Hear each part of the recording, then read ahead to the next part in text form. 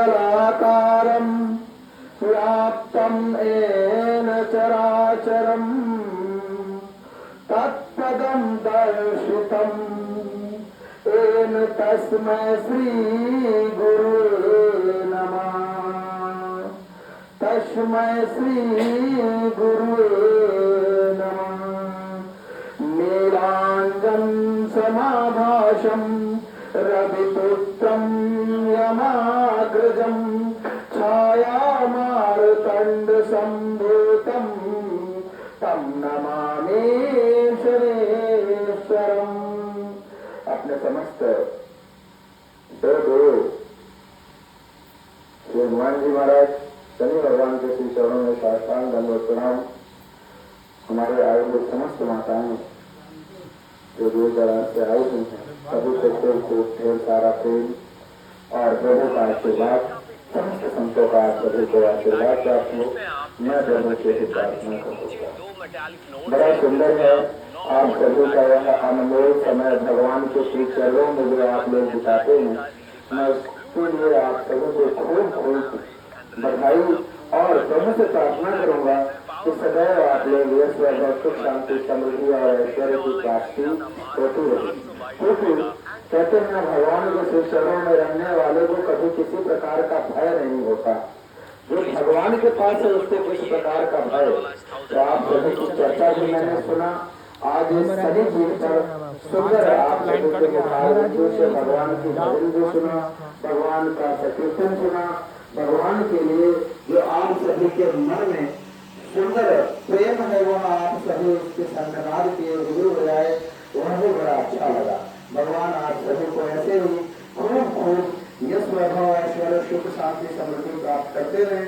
और हम बस यही प्रार्थना करेंगे शनि पीठ से शनि भगवान का भी आप सभी को आशीर्वाद प्राप्त होता है, हनुमान जी महाराज का भी प्राप्त होता है, इस स्थान देवता का भी प्राप्त होता है। और बड़े सुंदर अभी हमने सुना एक हम लोगों में मंत्र कहा जाता है जिसे लोग कभी कभी बड़ा लंबा बोलते हैं, ओम नमः शिवाय। किसी माता के मुख से मैंने सुना कि नमः शिवाय अगर हम पंचाक्षर, उन्होंने थोड़ा लंबा बोला लेकिन मैं साथ में बता दूं, नमः शिवाय पंचाक्षर है। पंचाक्षर मंत्र के जाप करने से भगवान शिव का जो है जाप है पूर्ण होता है। आप सभी की चर्चा में भगवान का यह सुंदर जाप करते हैं, बड़ा ही अच्छा लगता है। ऐसे ही आप लोग जाप किया करें। नमः शिवाय मंत्र के जाप से पंचाक्षर पूर्ण गुरु मंत्र है। इस मंत्र को जप करने से आप सभी की मनोकामना पूर्ण होती है। कौन कौन पंचाक्षर मंत्र से जप करता है? बस बाकी लोग क्या करते हैं? कोई बात नहीं, कहा गया है जो पंचाक्षर से नहीं करे वो सीताराम से कर ले, क्योंकि सीताराम ये दो शब्द में संपूर्ण सृष्टि समाई हुई है। संपूर्ण एक माला जो होती है ना गले में हम लोग पहनते हैं 108 देने की दाना की, यह पूर्ण हो जाती है। राम राम हम करते हैं तो सीताराम हम कहते हैं, पूर्ण में सम्मिलित हो जाती है। ना कुछ हो जिसको नमः शिवाय के रहा लगे और सीताराम सीताराम कर लिया करो, एक सीताराम से उनको कई जन्मों का पूर्ण प्राप्त होता है। पूर्व बीत चुका है, पीछे का जो बीत चुका है उसका इस जन्म में आप प्राप्त करते हैं। तो सीताराम का भी जब आप सभी करते रहे, भगवान की कृपा सभी को प्राप्त होती है। कहते हैं एक राम दशरथ कुलवासी, एक राम घर में वासी। किस राम की पूजा आप करते हो? अगर आपको लगेगा कि दशरथ कुलवासी की बात हम कर रहे हैं तो राम से भी भगवान से पहले राम का नाम हो चुका था। तो भगवान राम के नाम की पूजा अर्चना आप निरंतर करते रहे। और बहुत बड़ा और सुंदर है तो भाई आप लोग गुरु महिमा के बीच में बैठे हुए हैं। एक छोटी सी कथा हम लोगों में गुरु महिमा की होती है। हम लोग अपनी कथाओं में गुरु महिमा का वर्णन करते हैं। उस गुरु महिमा में एक बार भगवान श्री विष्णु जी के पास, श्री हरि जी के पास पहुंचे नारद जी। नारद जी जब पहुंचते हैं तो जाने के बाद वहां उन्होंने भगवान का सुंदर जो है भगवान ने उनका सुंदर स्वागत किया। इसका नारद जी का खूब सुंदर आवागमन किया। जैसे अगर आपके घर कोई अतिथि आता हो तो क्या करते हैं आप लोग? सुंदर प्रेम पूर्वक को आइए आइए स्वागत करते हैं। थोड़ी मिठाई लाते होंगे, थोड़े जल पिलाते होंगे, फिर थोड़ी चाय पिलाते होंगे, और थोड़ा दिल अच्छा होता होगा तो एक आध रोटी भी खिला देते होंगे, और थोड़ा अच्छा होगा तो 2-4 दिन का खिला देंगे। इससे अधिक करने में भी दिक्कत हो जाती है क्योंकि सबका घर छोटा होता है। अब तो घर तो छोटा हो गया, लोगों का दिन भी छोटा हो गया है, इसलिए थोड़ा दिक्कत हो जाए।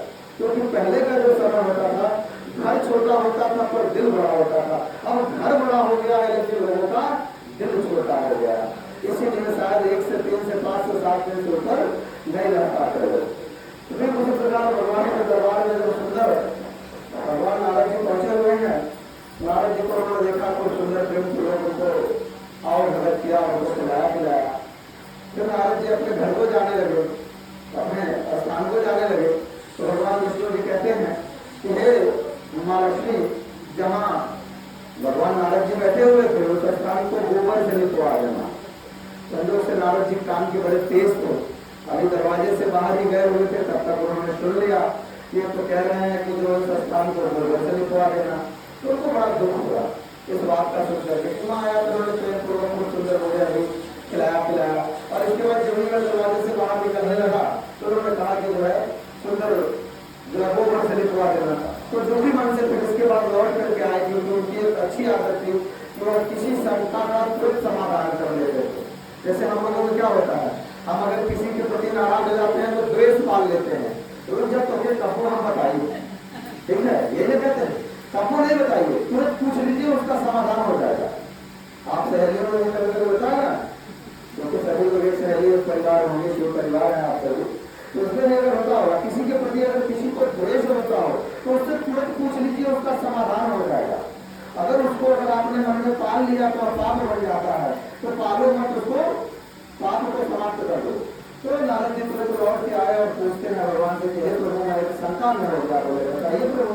बोले मैं अभी जब आपके पास आया तो आपने सुंदर प्रेम पूर्वक जो आपके पास था आपने प्रेम पूर्वक मुझे भोग लगाया, मैं खाया और जाने लगा। लेकिन जो ही स्थान के बाहर में गया तो मैं देखा कि आपने तुरंत माँ लक्ष्मी जैसे कहते हैं कि उस स्थान को गोबर से लिखवा दिए। तो पहले उन्होंने गोबर के महात्मा को बताया। हमारे यहाँ बहुत सुंदर होता था, अब तो पंडित जी लोग बड़े चालू हो गए हैं और सुपारियों की गौरी गणेश कर देते थे, पहले गोबर की गौरी गणेश बनाई जाती थी, कितना पवित्र होता था।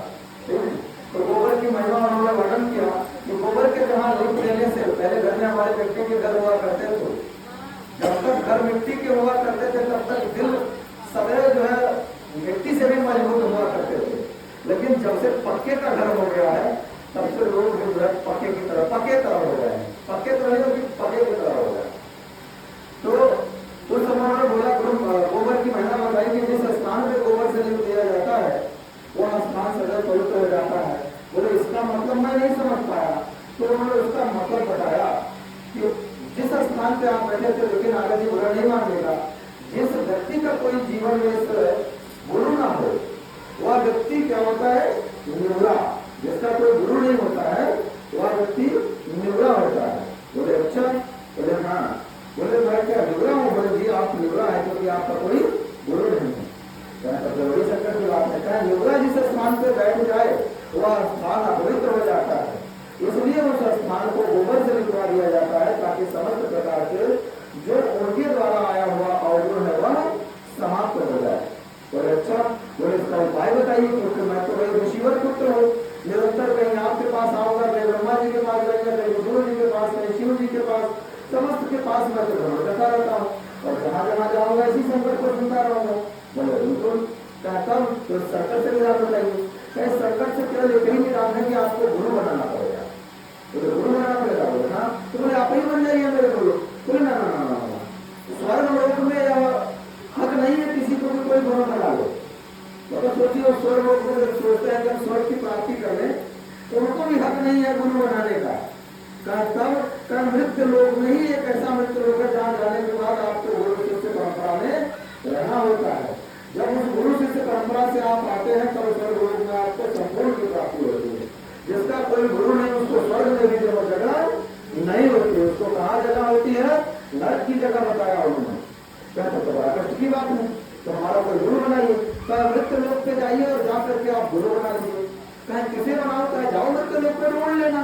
तो मृत्यु लोक पे आ गए घूमते घूमते, तो उन्होंने सब जगह जा करके देखा, घूमते घूमते घूमते घूमते घूमते घूमते तो उन्होंने क्या देखा कि सभी ने कहीं ना कहीं वो कमियां निकालते हुए। तो कमी क्या निकाले? उन्होंने देखा किसी अच्छा वो महाराज जी को देखा, अरे यार वो महाराज जी तो बड़े आलसी है, वो महाराज जी तो बड़े लेजी है, वो महाराज जी ने तो ये उन्होंने मतलब जितना देर आए उतना देर केवल लोगों के अवगुण को देख रहे थे, गुण किसी का नहीं देखा उन्होंने अवगुण देखा।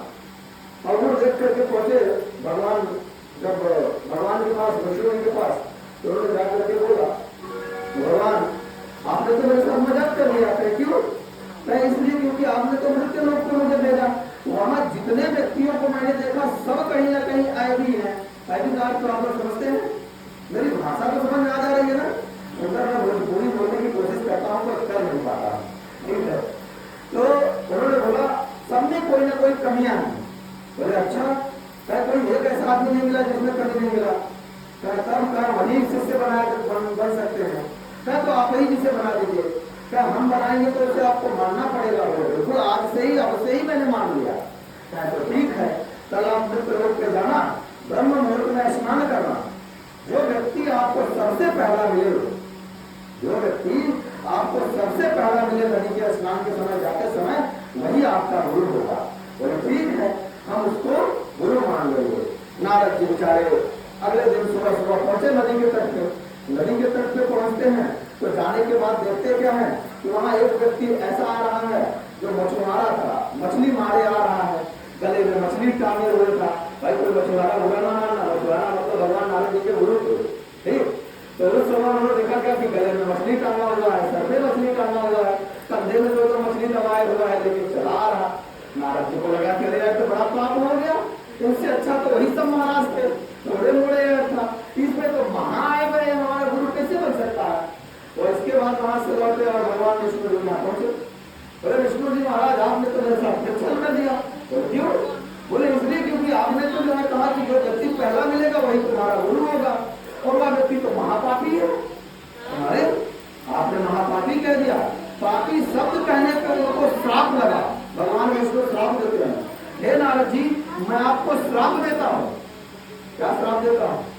कि आप गुरु निंदा किए हैं, आपको 33 कोटि देवी, सॉरी आप अपने गुरु निंदा किया है, आपको 84 लाख योनियों में भ्रमण करना होगा, और फिर पुनः आपको कर्म झेलते हुए मनुष्य बन करके तब गुरु शिष्य परंपरा में आते हुए फिर से स्वर्ग की प्राप्ति होगी।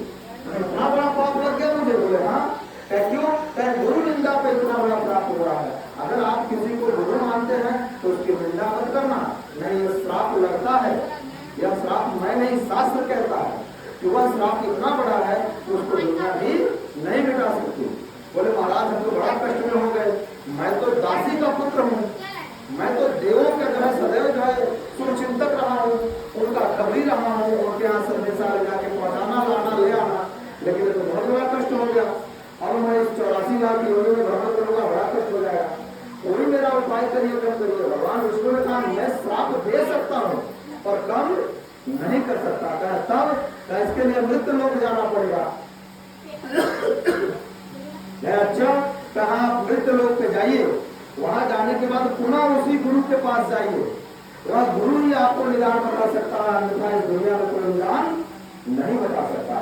बेचारे नारद जी भागे भागे उस गुरु के पास आए, और आने के बाद उन्होंने अपनी सारी व्यथा उस मछुआरे बाबा को बताया। बोला ऐसी ऐसी बात है, हमारे साथ तो छल हो गया, मैं समझ नहीं पाया और आपका निंदा कर गया, और उस निंदा का मुझे श्राप लग गया कि 84 लाख योनि में मुझे भ्रमण करना हो गया, उसको आप किसी तरीके से मेरा काटिए। तो भगवान क्या कहते हैं हमारा गुरु महाराज? बोलते हैं जाइए ठीक है, आप विष्णु भगवान से कह दीजिएगा। क्या बोलते हैं? विष्णु भगवान से कह दीजिएगा कि आपके गुरु ने आदेश दिया है, निवेदन नहीं किया। हम गुरु लोग हैं, निवेदन नहीं करते, आदेश देते हैं। तो उन्होंने क्या बोला? क्या कह देना कि तुम्हारे गुरु ने आदेश दिया है 84 लाख की योनि बना दे, और उसपे आप भ्रमण कर लेना, आपका पाप कट जाएगा। बोले बस क्या बस? आए बड़े खुशी मन से भगवान विष्णु जी को बोले, विष्णु भगवान जी सुनिए, बताइए। मेरे गुरु ने आपको आदेश दिया है। क्या दिया? आप 84 लाख की योनि बनाइए और जिसपे मैं पूरा घूम जाऊं, पूरे पे भ्रमण कर जाऊं, मेरा सारा पाप कट जाएगा। बोले देखा, उन्होंने 84 लाख योनि बनाई, जिसपे उन्होंने पूरा परिभ्रमण कर लिया और उनका पाप कट गया। बोले वाह। बोले देखा, इसी का नाम गुरु है। गुरु क्या करता है?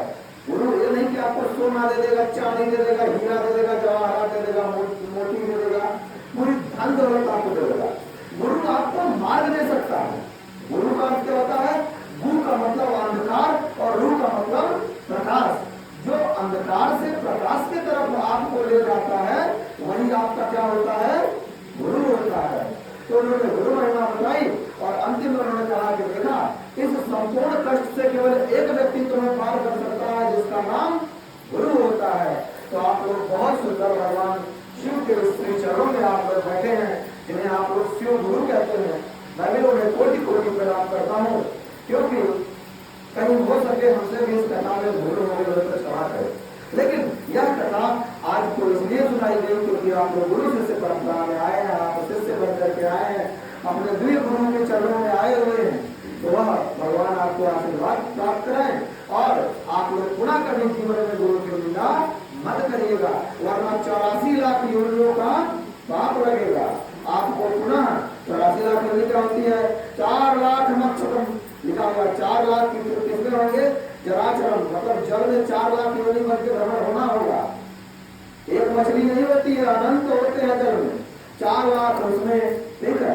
10 लाख जीवन प्राणी, एक कीड़े मकोड़े जो होते हैं ना, 10 लाख इनके होते हैं, इसमें भ्रमण होना होता है। वनस्पति, अब 26 लाख वनस्पतियों का नाम दिया गया। वनस्पति भी एक जीव है, ऐसा नहीं तो जीव नहीं है। इस सृष्टि पे जितना होने वाला है सब मात्र शक्ति से प्राप्त होने वाला है, सब में जीव का वास होता है।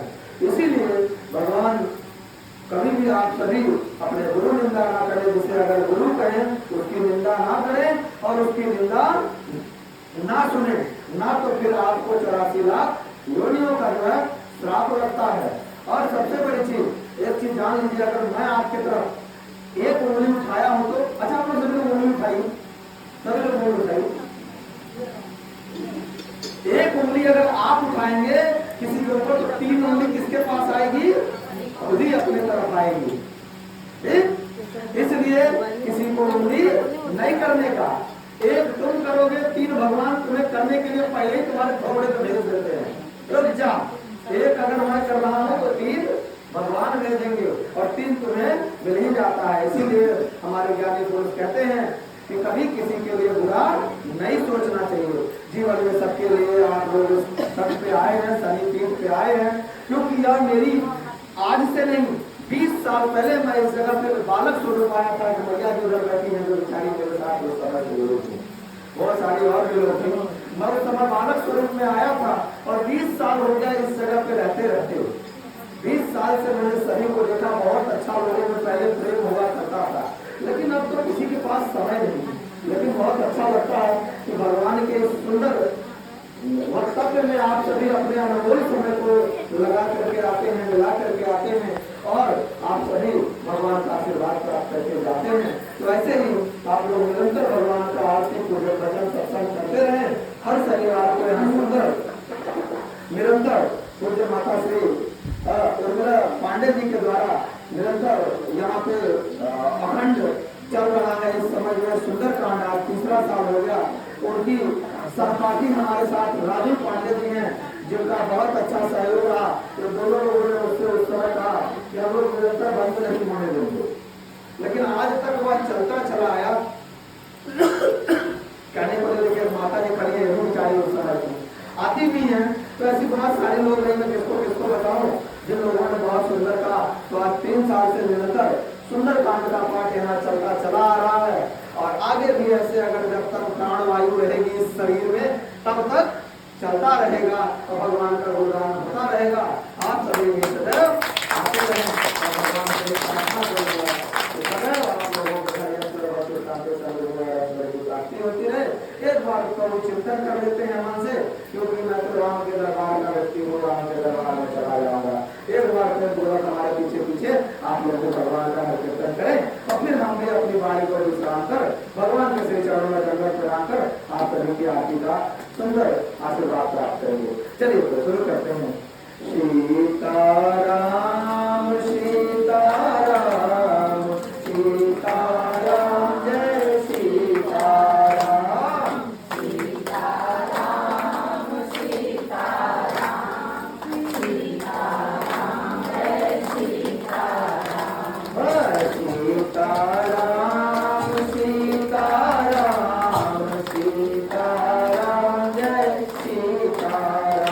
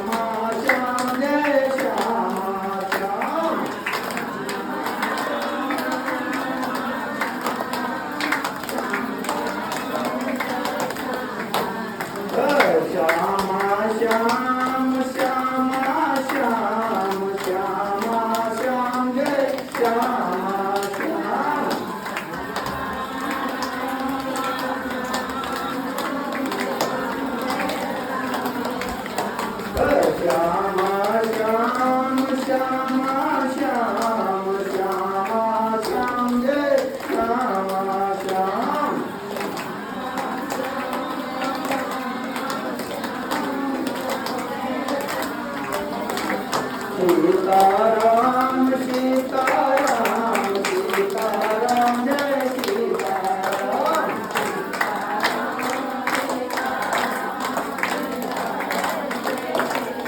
राधे श्याम राधे श्याम राधे श्याम जय राधे श्याम।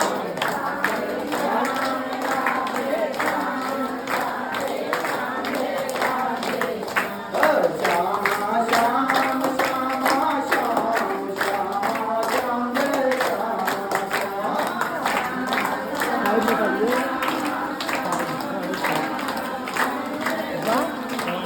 राधे श्याम राधे श्याम राधे श्याम जय राधे श्याम।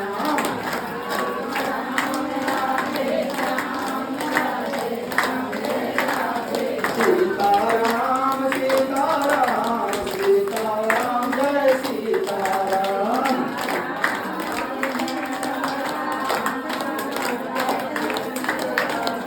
बोलिए श्यामचंद्र भगवान की, हनुमान जी महाराज की, शनिदेव भगवान की, शिव महारुद्र अवतार की, आज के आनंद की, अपने अपने माता पिता की, सदगुरुदेव भगवान की, अपने अपने गुरुदेव भगवान की, आज के आनंद की, धर्म की अधर्म का प्राणियों में विश्व का गौ हत्या नमः पार्वती पते हर हर महादेव। बहुत सुंदर आप सभी का अनुभव समय आज इस समिति पर प्राप्त होगा। मैं पुनः मीना माता जी को ढेर सारा धन्यवाद दूंगा जिनके द्वारा आज सुंदर यह भगवान शिव का महापूजन आज प्रारंभ हुआ। सुबह से ही हम दो लोगों को बधाई देंगे क्योंकि हमारे साथ सबसे पहले छोटू जी और दूसरा उपाध्याय जी जिनका बहुत अच्छा सहयोग रहा, लेकिन उसमें सबसे पहले कहते हैं बिना शिव की शक्ति अधूरी है। उसी प्रकार शिव शक्ति और शक्ति शिव ये दोनों एक दूसरे के बगैर अधूरे हैं। सुंदर इनके साथ माता उर्मिला जी सुबह से ही समय दी, बाकी और सभी माताएं समय दी। मैं सभी का खूब खूब भगवान से प्रार्थना करूंगा आभार रहेगा यह प्रभु इन सभी को लोग सदैव आशीर्वाद प्राप्त होता है। वेल सदगुरुदेव भगवान की यहाँ इतना बैठल हो बाबा जी बहुत आराम महाराज जी देखिए महाराज जी सब क्षमा गइल महाराज जी एक पल्ले है सीता